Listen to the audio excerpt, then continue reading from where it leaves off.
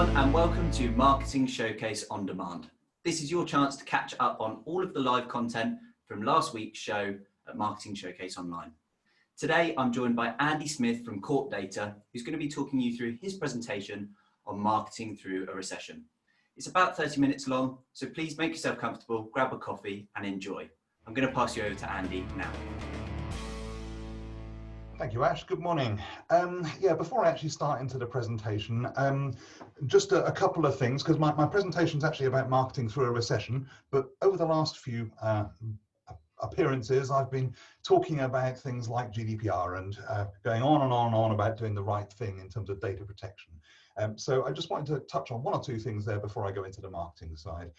First things first, the ICO have, during the pandemic, been a little bit more tolerant of accidental errors. I think, though, that we probably all ought to be bracing ourselves to the fact that they're likely to be toughening up their expectations now, because frankly, we've all been at home or in our offices again long enough now to try and get things working a little bit more smoothly.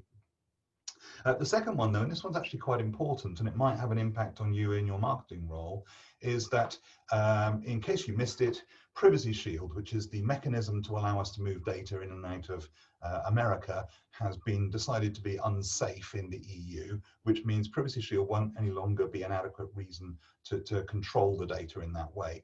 Now, this might have impact on you if you use American suppliers, perhaps in the cloud or something like that, doing any of your activities. You may need to find a new supplier for that, which is outside of the USA.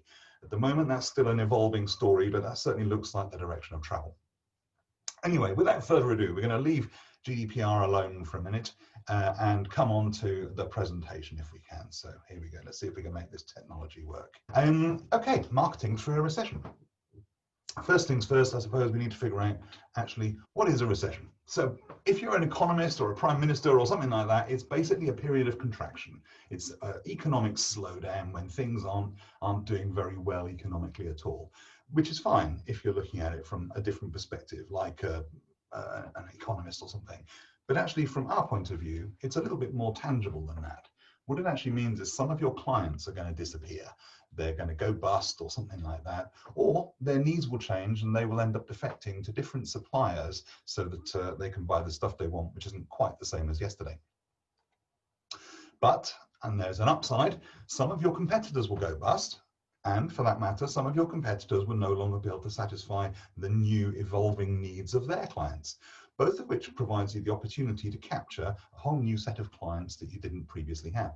So there is an upside, but you're going to have to work for this to replace those who are going bust and who aren't any longer wishing to deal with you. So that's the concept behind the recession and my marketing talk today.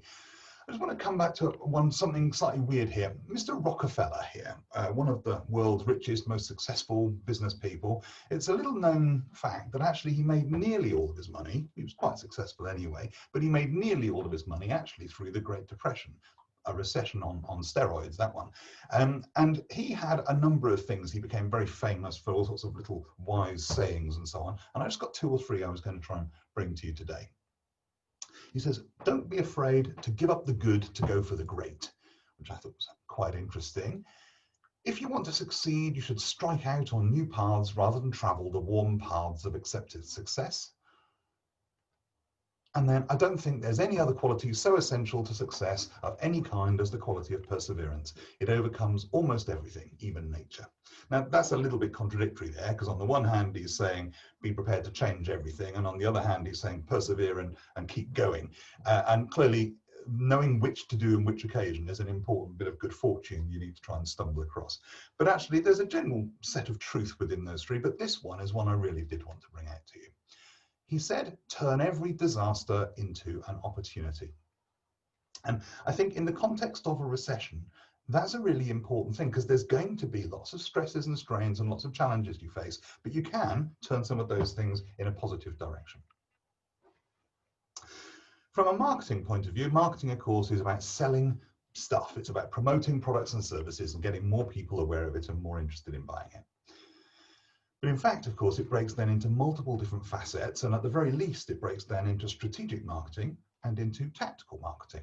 And strategic marketing is all about the planning, really. It's about understanding your marketplace, it's about defining the objectives and planning all the changes that you will need to make to meet those objectives.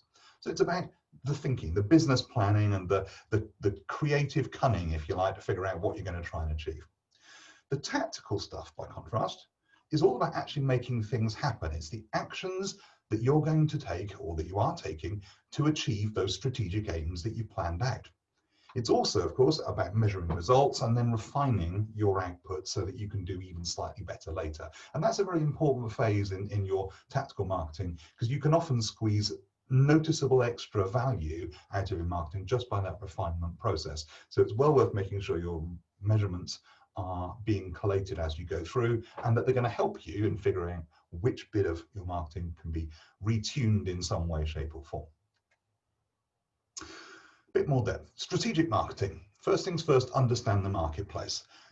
That means, first and foremost, seek feedback. It means going to talk to your customers, trying to find out what their needs are. Are they changing in any way, shape, or form? It's quite important, because if those needs are changing, then in actual fact, you being up to speed with that and aware of it before it happens will give you a chance to be on top of that and ahead of the curve. So seek feedback. Do any of your products or services need to be tweaked? It may be that this changing, evolving marketplace therein means that they need perhaps a cheaper product. Maybe you can do a light version of what you do today so that you can still keep those clients on board paying you what there is available. Otherwise, they may end up defecting. Is your message still the best way of putting it? People's priorities are all changed. Maybe the pressure points that make them interested in your stuff is slightly different today than it was a few months ago. Is there a new product completely in demand, or equally a new target for your existing stuff?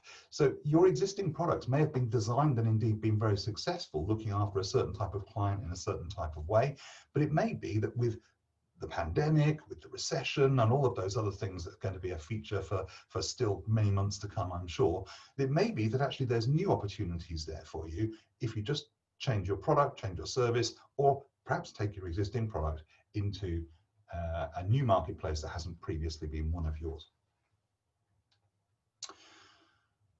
Don't forget, strategic marketing is about planning. So define your objectives, figure out what's important. You may well need to have other people involved in this. So this may well be that the business planning phase includes the chief executive or something like that. But it's well worth having the objectives that you're going to be aiming for agreed with all of the other people that matter. It may be important to get budgets agreed and all sorts of other things. But first things first, I would say, when you're defining your objectives, be realistic. Okay, there's no point setting some sort of pipe dream which you can't live up to and you can't deliver. So be realistic about what you're trying to achieve, the time frame you're going to do it, what sort of response rate and profitabilities you would expect to derive from those activities, and so on. Ideally, you would already know your marketing return on investment. If you don't already know it, make that one of your missions, that in your early campaigns, you're trying to discover just how much you get back, what sort of levels of interest, and how many pounds out for every pound in, and so on. Don't forget, you may have an immediate return, initial uptake of orders and so forth, but also you may have the value from a new client that's worth many, many times more than that over the next 5 years that may follow. So it's trying to assess all the different things that might be important to your organization, because there are many different aspects that you could be shooting for. You could just be looking to try and survive, just to make a few more sales to replace the ones that otherwise aren't happening, to boost those sales, get a little bit of profit coming through. But you could actually be saying, no, we're all about trying to own the market, Mr. Rockefeller style. We're going to try and actually take this opportunity while all of our competitors are struggling to go and get those clients as part of our basket. It may be that we don't make the money from it now, and that's a sort of a more medium-term investment to actually have those clients on board, and we will make them more lucrative and more profitable for us over a protracted period of time. So some of those objectives are very much strategic business plan type things, and you're going to need to make sure everybody else is pulling in the same direction. Then, once you've figured out what those objectives are, you need to plan the changes that you're going to make to be able to actually get to them. All right. Be alert to change, because one of the key themes coming through a recession is things will change quite quickly. It's also one of the key themes that's coming through, I suppose, as a result of changes to data protection legislation and the pandemic. You know, what we've actually got is a period of very, very rapid change. So be alert to change and keep looking for it. Don't just assume that everything you thought was true yesterday is going to be true tomorrow. It might be, but the assumption would be a bad thing at this stage. Whatever you're planning, don't rush it. It's well worth taking the time to try and get this right for all sorts of reasons, but basically go through the process of considering what you're trying to do, planning it through, budgeting it, making sure everybody's happy with where all of those numbers are coming from and going to, and then you've got a plan which can stand the test of time. And be clear about those strategic aims, because the last thing you want is other people in the organization being disappointed with the outcome and helping you pull the plug on it when it doesn't quite deliver an extra 5 clients in a week. So see how you get on with that. On the tactical side, by contrast, it's all about those actions. It's about trying to actually do the practical actions which deliver those strategic objectives. So the first thing, almost certainly, that you'll be needing to do is keep your existing clients. And don't forget, we just talked about talking to them in the point of view of trying to keep aware of what the marketplace is doing. But actually, it's really more important than that. Now, these clients, this rapid change might lead to some of them evolving. Some of the contacts within those companies might be coming or going. The companies themselves might be going bust, being bought out of receivership, and all sorts of other things. And those things are things that you need to be on top of. So talk to them, and talk to them more often than perhaps you normally would have done before. Just speed that up slightly, because those changes you don't want them catching you out. Definitely go about finding new clients, so new prospects that you can introduce yourself to, preferably in the marketplace that you already know and you already understand, because your message to those people is something that's well understood within your organization. So find those new clients, because you are going to have to replace some of your clients will disappear, and slightly more than would normally be the case without the recession in the background. And then slightly more awkwardly, the challenge is maybe to try and find new markets. Now, this is harder because you don't necessarily have the built-in within the company, the built-in understanding about what those markets are and what their pressure points and sales arguments and so on are. But it's well worth trying to do, because you may well find that this is exactly the moment when those markets are opening up to you in a way that they've never been before. And again, it may be that other markets are shutting down. If you're serving something which is particular to, let's say, flying around the world right now, that whole market may not be a particularly good one for you. So finding new markets may be essential for that reason as well. Again, measure those results. Measuring marketing output is always an important thing, but measure those results. There's a changing climate, which means the results are changing. So where previously you might have got 1.1% response rate or something, now you may only get 0.9 or vice versa. But it's really important that you keep aware of that, because you're going to need to build that knowledge into your evolution of your plan. Your future decisions will be based on the wisdom about what you know you can expect and what's likely to happen. So those facts, as they change, are really important that you've got the up-to-date version of them. Definitely double check the message, and of course the targeting and the data quality. All of those things are going to hold back your results, and potentially, of course, if you do things really badly wrong with data, you can get yourself in trouble with the ICO and all sorts of things. But from a purely marketing point of view, the information you're trying to use and the way you get it out to people is critical to make sure the results are as good as possible. And then refine it. Refine it and improve it, because no matter what you are doing and no matter how good it is, it's well worth trying to tinker around the edges a little bit to find whether there's something which delivers yet better outcomes with a certain slice of your market or something like that. So refine it, try a little test, do a little bit more development on something. If that goes better, expand it. If it goes worse, tweak it again and try again. So this refinement process is a really key thing. You can drive those marketing results up. The more you learn about how your message is being received, the more you'll be able to deliver it better and quicker and more successfully. Again, it's very important. I keep talking about all of this change that's likely to be happening at an accelerated rate. You need to be agile, you need to be responsive, and you need to be apt to change yourself. But once again, don't rush.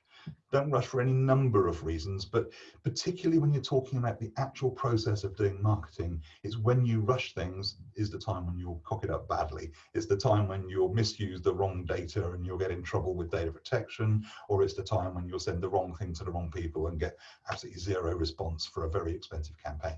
So don't rush that final phase. Make sure you spend enough time to make sure it works properly. Now, one of the things that's interesting from all the things I've just been talking about there is just how much of your success is dependent on information. I've just given a little list there, your existing CRM data, your new marketing data, yes, but also knowing those budgets, knowing the return on investment figures, customer feedback, direction of the marketplace, and so on. So in actual fact, there's loads of information, which if you've got it all, it makes the marketing job easier to be successful. If you don't, it makes it very much harder. But I just want to highlight one or two there. The existing CRM data and the new marketing data are the two I wanted to go into in just a little bit more depth. Your existing CRM data. Okay, so this is the contact who you've been prospecting to and hopefully selling to over a period of time. Moving forward, have your sales process, if you're actually talking to these people, have your sales process include a more overt form of validating that information, keeping it up to date and keeping on top of it. Preferably, you will be having your salespeople talking to them more often than ever before because of the rate of change that may be going on in the background. Try and get their preferences and their consent perhaps while you're at it. If you're going to be doing this on a more frequent basis, maybe now's the time to get this data to a really tip-top state, ready to serve your purposes for the years ahead. If you are, however, trying to do things like gaining consent, make sure that one facet of your call follows a fairly tight script, because that needs to fulfill the GDPR requirements, and you're going to need to evidence that your salespeople have all been appropriately trained and they all said the right thing in the right way to make the consent valid and so on. So make sure that particular bit is going to tick the compliance box if that's what you're hoping to do. Increase the frequency, because all of the rate of change will mean you need to. And use any external data validation or error finding mechanism you can. So there's lots of different ways of doing this, including sort of gone away files and so on. In fact, Corpdata even does an amount of matching and screening to try and find your poor data as well. What you're trying to do there is not necessarily just throw it away. You may be trying to find it so that you can direct even more attention to trying to fix that before it's too late. It may be, for instance, that you deal with one branch of an organization which is just shutting or just shut, but there's another one where they've moved most of their workers to, and you could keep working with those people if only you keep in touch with them. But if the only mailings you're sending out are going to the second address, then it may well be that you're never going to be able to keep those orders alive without having kept the data good. There are specific flags, of course, that you yourselves will have from time to time, such as hard bounces from emails if you're sending them, return to sender postal mails, and deadlines on phones and so forth. So there's all sorts of reasons why you might identify that there's cause for concern about a data record. Whenever you get those, make sure somebody is following up as aggressively as you can to try and track down the up-to-date version.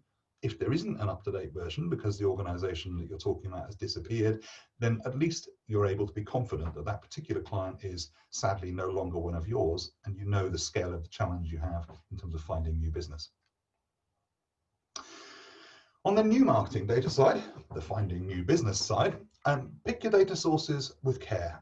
You are still going to be responsible for the compliance aspect, the sort of data protection side. So from that point of view alone, make sure you pick your data sources with care. But more than that, the results are going to be impacted by the data quality. Poor data will create poor results.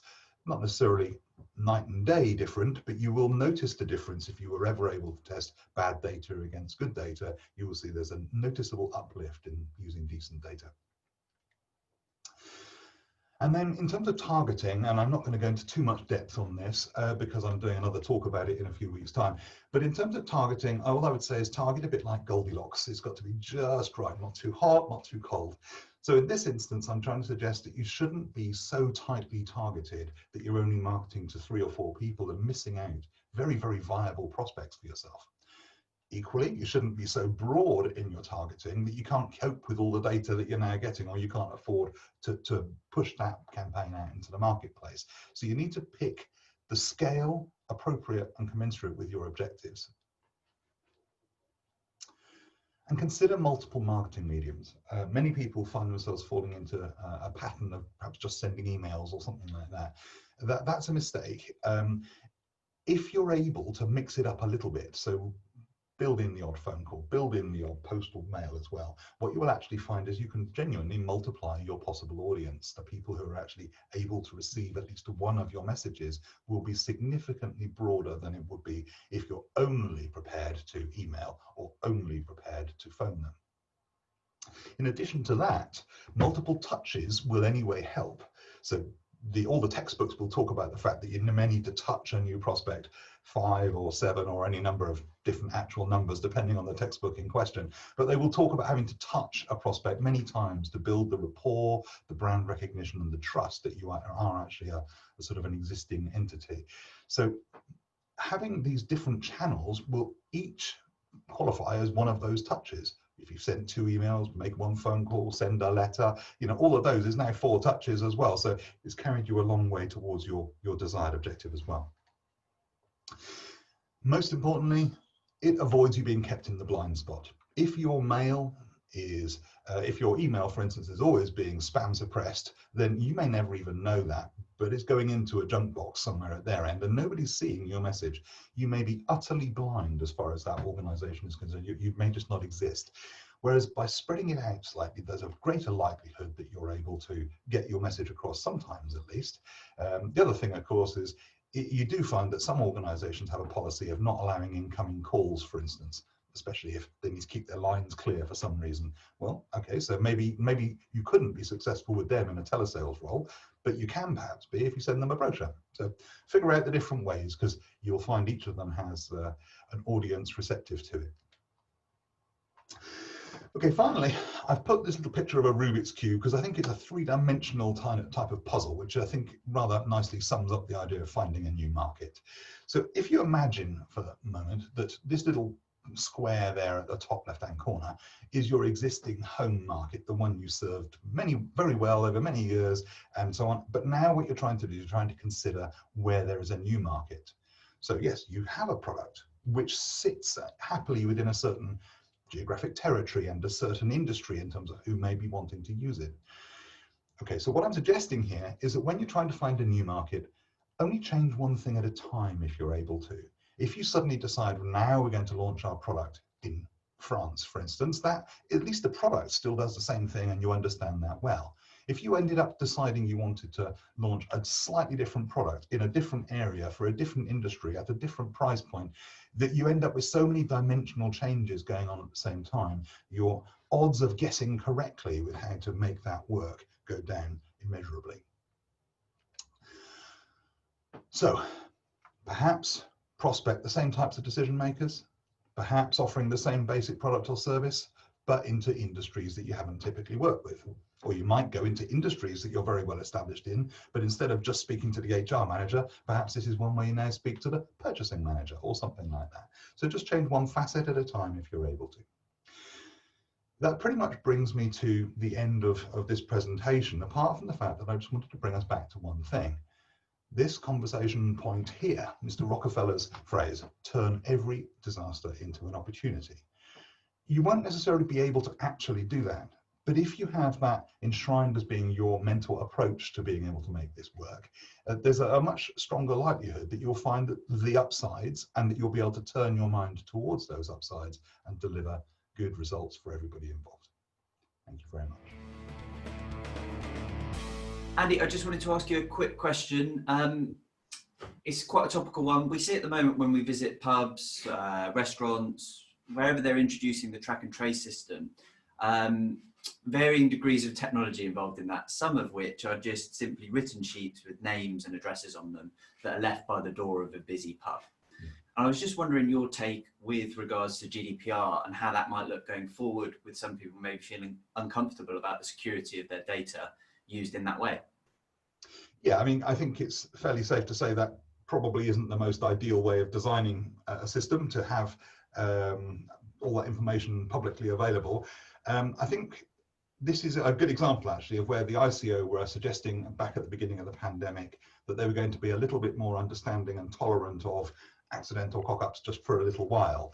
This is the type of thing which nobody would design a good system like that. Isn't a good system, but actually from a risk management point of view, it's better to have a system which helps people not spread the disease rather than not have a system at all, just purely because of the data protection side. So risk management wise, it justifies having it there, but no, undoubtedly some of the slightly better QR code scanning systems where your data is a little bit more secret and kept separate would be more desirable purely from a GDPR point of view. Great, Andy. I'm going to thank you again for taking your time to talk us through your presentation on marketing through a recession. Thanks for everyone watching. Andy did mention there he's back taking that talk one step further next month on the 13th of October, where we present another live marketing event. I hope you can all join us. Please check the website and grab your free tickets there. But that's me signing off on Marketing Showcase On Demand. Thank you very much.